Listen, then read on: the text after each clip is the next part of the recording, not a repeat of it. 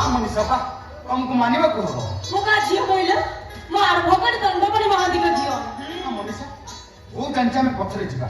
हमको अपेक्षा करी बहुत जल्दी ट्रेन न उठला से व्यवस्था में करि सारी छी हां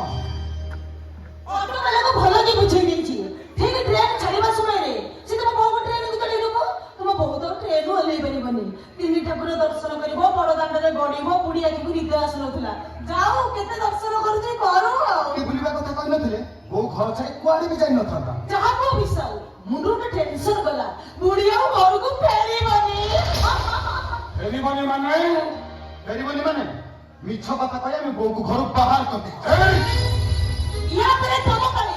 तम रोजकरिया पुओ भी जते घर बाहर गेले तमे घर गाड़ी पकाई तम किए रसोई करी तम तम हाउ करिवो तमे भी घर बाहर जाई जाओ बुढ़ा बुढ़ी हलानी देह असुस्थ होबार संभावना अछि किए तुमको मेडिकल नबो ओ रहिबो पुरी रे तमे रहिबो को गच्छ मुळे भिक्क मागी बंचिबो श्रीमान कुलांगार बदमाश अबे जो बात 10 मास 10 दिन गर्भ झुंठा सहित ते जन्म देइथला जे न खाई न पी निजे भोक उपास रही तो पेट को पूरे दउतला ए बुढ़ी वैसे तू साथे तू माने ठकी दबो अरे ठकी दबो अरे सुनो सुनो रे दुनिया बापा मां माने ठाकुर देखि मारो बाहाना करी पुओ केमिता माटा को घर बाहर करतला ना मैं बिजली अंदर की खोजबी चौथ थामे काई मुंडा पागो फेरी आए ता पर जाई तो सागर मोर कथा बात अबे भाई मो प्रभात तो किछि भी ठीक करूनी एबे मु तो हाथ रे मोड़ी की भांगी रे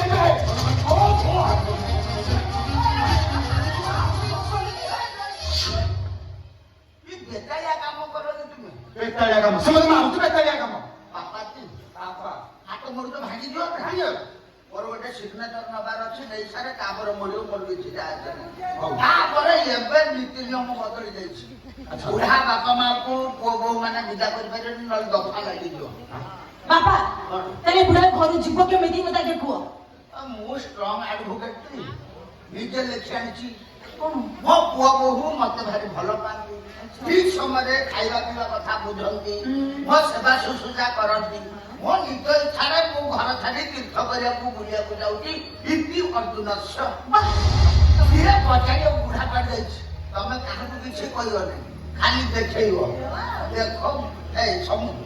ओरे इति सिग्नेचर करला काम पाइलो ना पद सिग्नेचर नाई मुंडा सुन